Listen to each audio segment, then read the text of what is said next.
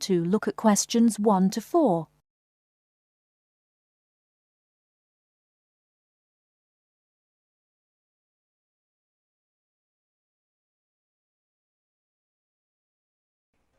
Hello.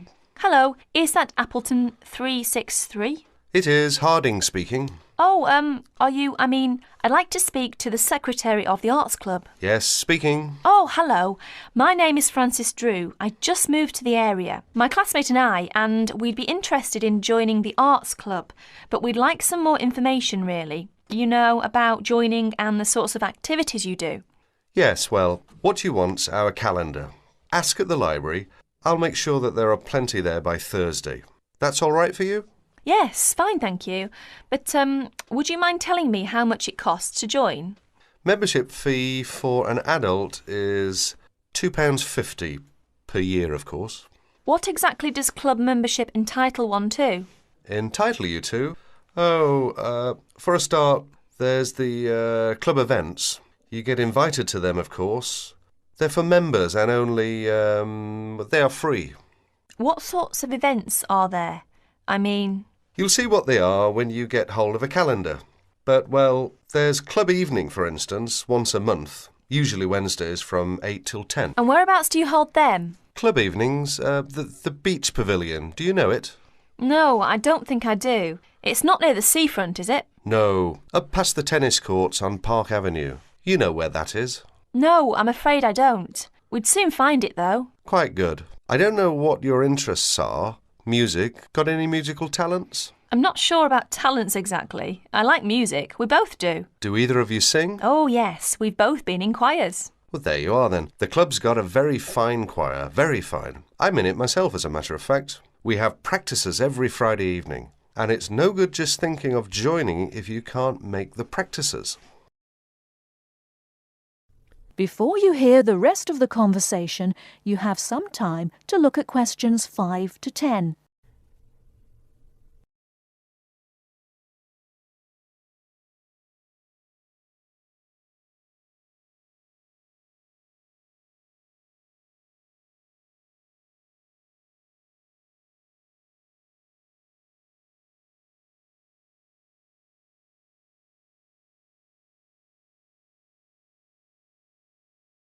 Now listen and answer questions 5 to 10.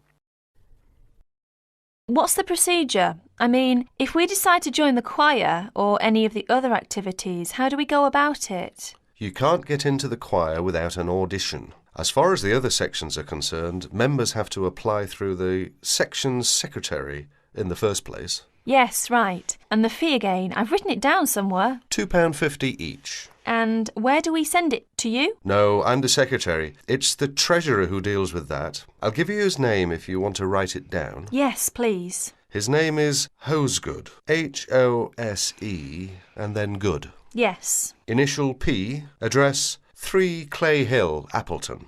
Right. And it's all right to send a cheque? That's the usual, yes. Payable to Appleton Arts Club. Appleton, Appleton. Oh, and better put your address on the back as you're new. And incidentally, there's a newsletter out 3 times a year, just to keep club members up to date with what's going on. They're sent to everyone. That's good. Just one last thing. Would you mind telling me what the other sections are so that I can tell my classmate and we... The players, that's our act group I've told you. Choir, you know about. There's the gramophone circle, the music workshop, the literary and discussion group. Oh, that one meets in different members' homes. Then there's the studio workshop and, what have I missed out? Oh, yes, the art talks. That's the lot, I think. The Film Society. That's the other one. Got them all. Oh, yes, just about. Thank you very much. You've been very helpful. Not at all. Pleased to assist. And look forward to meeting you and your classmate at the club. Yes, thank you. Goodbye then. That is the end of part 1. You now have half a minute to check your answers.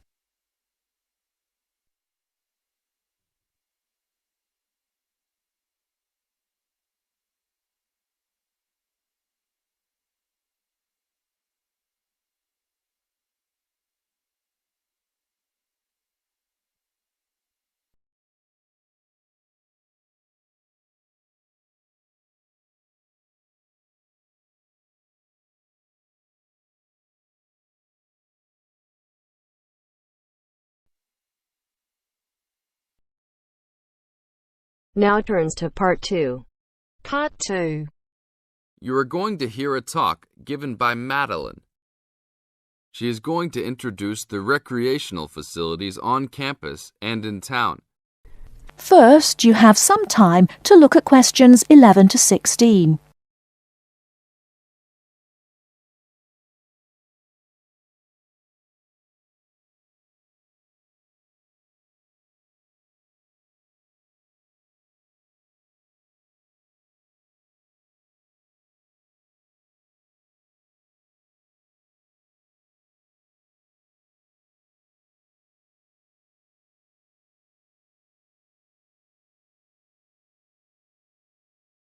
Now, listen carefully and answer questions 11 to 16. Well, good morning, everybody. My name's Madeline Stewart, and I'm here to tell you about the recreational facilities available on campus, and also to tell you something about what the town has to offer. You may already know that your Students' Union membership also includes membership of the Sports Union, which provides a range of sporting and recreational facilities on campus, much the same as those in most British universities. The Sports Union has football, tennis, and cricket teams in local competitions. And really, most sports are catered for in some way on campus, even if they're just social matches. In the building itself, there are fitness classes and a full gym, including weights. The Sports Union can also provide cheap tickets to some major sporting events. And to keep you up to date with everything available, there's a weekly newsletter distributed around the campus. You should check this to find out the names and phone numbers of the contact people for each sport or activity you're interested in. Yes, did you have a question? Yes, apart from what you've just said, does the Sports Union offer individual help in any of its activities, for example, in getting fit and healthy? Yes, we do. The Sports Union has a fitness assessment clinic every Friday, staffed by the resident sports trainer, who can provide advice on the best program for you and refer you to various charts. I'm sure you all realize that for any medical assessment or health problem, you should go to the University Medical Service. The sports trainer can also advise you on a suitable training program using the weights. And now on to Ashbury. Before you hear the rest of the talk, you have some time to look at questions 17 to 20.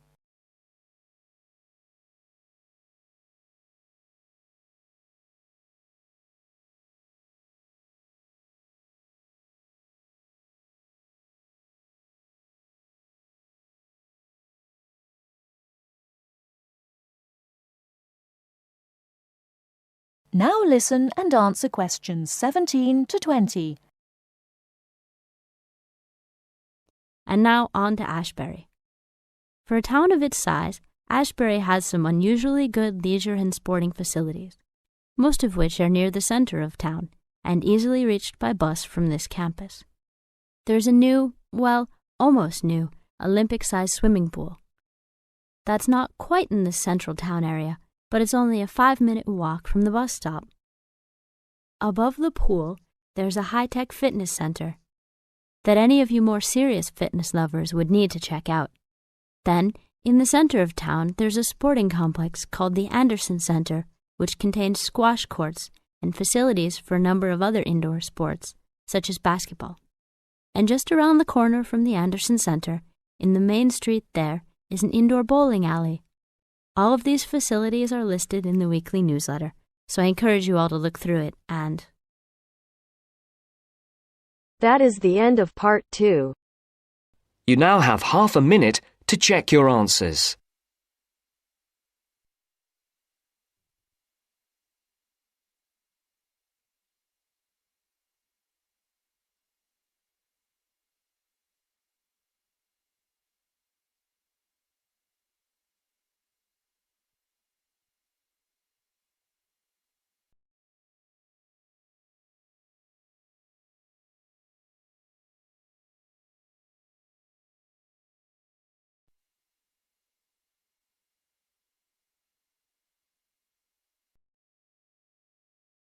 Now turns to Part 3.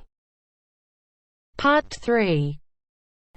You will hear a discussion among 3 students who are organising an international film festival at their college. First, you have some time to look at questions 21 to 24.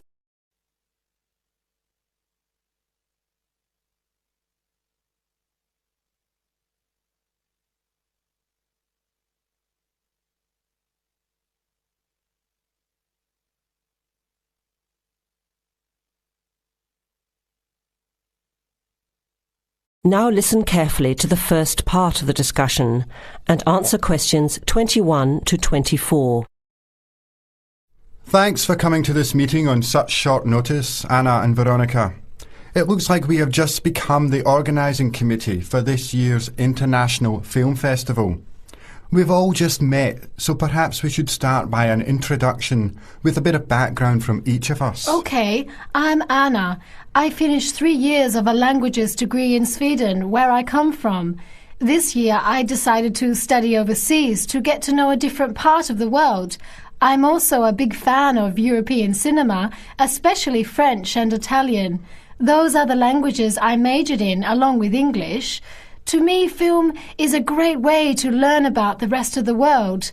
I was in the film club at my university, so when I saw the notice asking for volunteers, I thought it would be a good way to meet people and get involved in something I really enjoy. Thanks, Anna.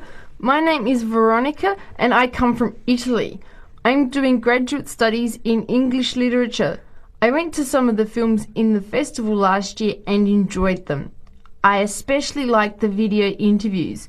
That was when I decided to get involved. I used to do film reviews for our student newspaper back home. Hi, I'm Chris from Scotland and I'm in 4th year journalism. Cinema is my hobby. Last year I joined the organising committee just like you have now, and somehow this year I've ended up in charge. I'm actually able to use my coordinating work on the festival towards a credit for one of my courses. I have to write up a report on the festival with recommendations, so that's an extra motivation for me. So I hope this is going to be a good experience for us all. Okay, where would you like to start? How about a general overview of the festival?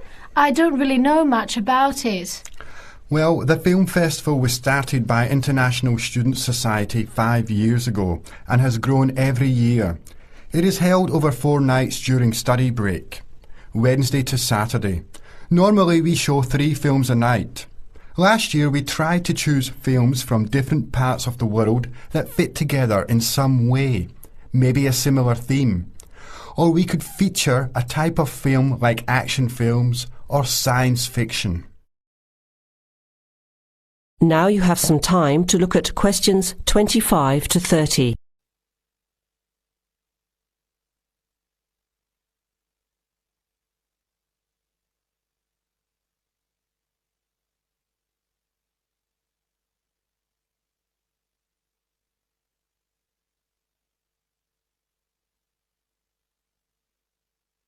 Now listen to the rest of the discussion and answer questions 25 to 30.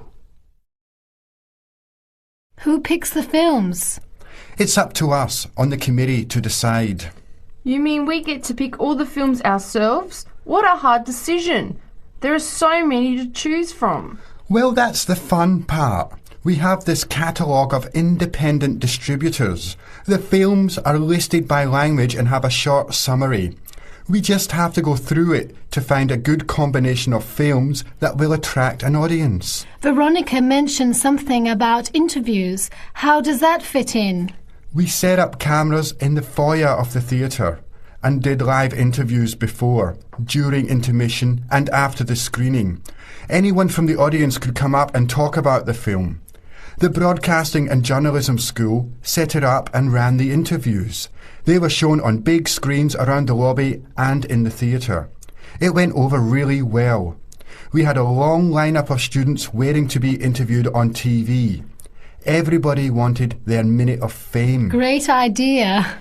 Yeah, it worked really well. We should certainly do something similar again. Maybe even develop the idea further.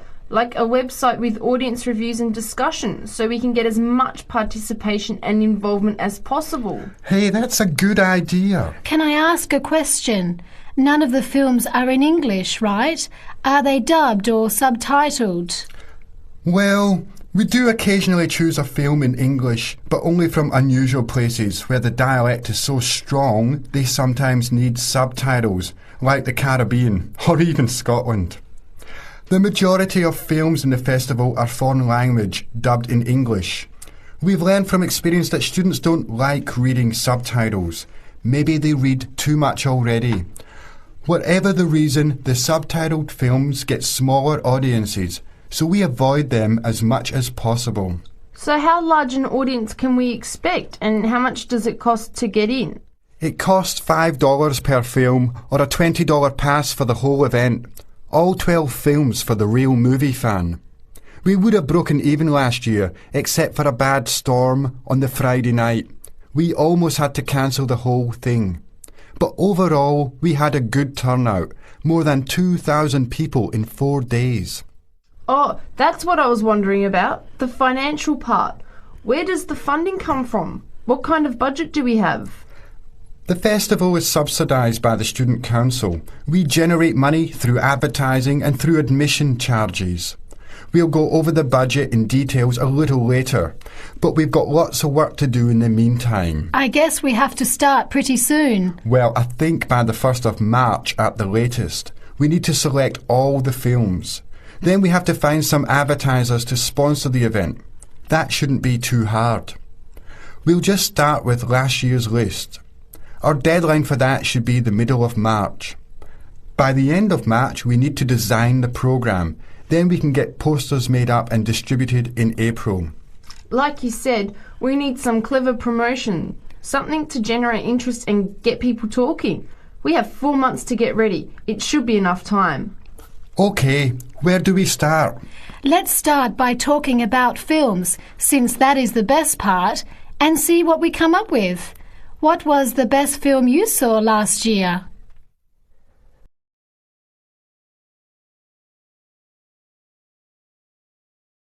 That is the end of part 3. You now have half a minute to check your answers.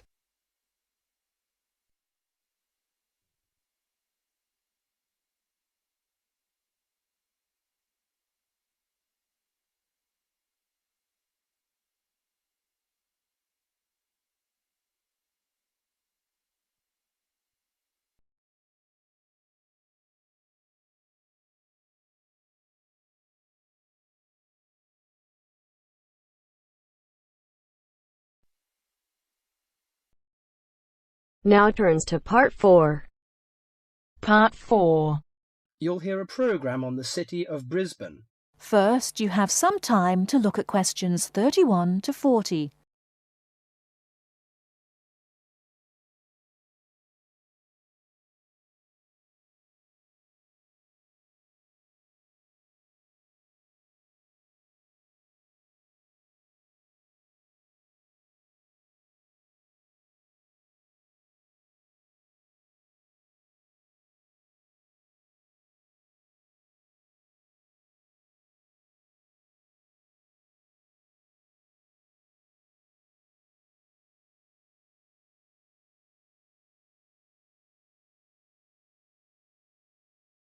Now listen carefully and answer questions 31 to 40. Today in our Around the World programme, Mr. White is going to recommend a charming city to you, Brisbane. Good morning, ladies and gentlemen. Have you ever been to Brisbane? Well, if you are looking for a mild climate, a relaxed atmosphere, and a lot of culture, Brisbane might be the place for you. Its sunny cafes and offshore islands attract surfers and sun lovers, but it is also the arts capital of Queensland, with many museums and art galleries. This thriving artistic setting mixes well with Brisbane's beach town atmosphere. Together, these two qualities make Brisbane a very desirable place to live. No wonder since 1980 over 500,000 Australians have moved here. Brisbane is now Australia's third largest city. English settlers living in Australia established Brisbane in 1842. At that time, more than 100,000 Aboriginal Australians were living in Queensland.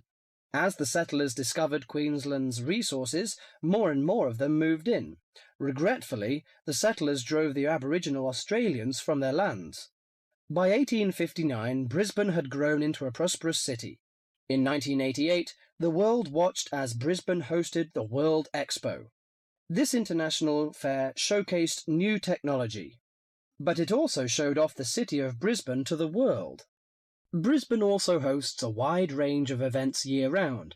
In April, everyone can enjoy a few laughs at the Comedy Festival, and movie lovers will enjoy a film festival that takes place every August. For 2 weeks in September, there is an outdoor festival of the arts. In October, a music festival draws a large crowd. And in January, you can see Brisbane's most bizarre event. You may be surprised to hear that. The annual cockroach races. That's right, people really do train and race cockroaches. Brisbane's nice climate and compact design makes it easy to explore on foot. Follow the golden arrows in a footpath around the city centre. This will lead you on a tour of Brisbane's historical district. From the city centre, take a boat across the Brisbane River to South Bank. This area is popular for its bike paths, beach and weekend market. Hundreds of artists display their wares at this market. It's a great place to pick up some interesting handicrafts. Well, I think what you must be interested in is the unique native animals. Yes, you shouldn't visit Australia without seeing its trademark animals, the koala and kangaroo. The Lone Pine Koala Sanctuary has both. It is located just outside the city centre in beautiful parkland. You can hold one of the park's 130 koalas or feed the kangaroos. Another quiet refuge from the city is Mount Coot-tha, about 8 kilometres from Brisbane. On a clear day, it offers spectacular views of the city. It also has hiking trails and beautiful gardens. Along the Brisbane River, a sunset cruise is also very relaxing. The areas around Brisbane are impressive. A coastal drive south of Brisbane will take you along the Gold Coast. This famous coastline boasts some of Australia's best beaches. Stradbroke Island is another easy day trip from Brisbane. A cliff on the island called Point Lookout offers a great view. From there you can see dolphins swimming below. Brisbane Forest Park, to the north of Brisbane, is a great place for hiking and camping. These great getaways, along with Brisbane's own laid-back charm, make this city an ideal place to visit. That is the end of part 4.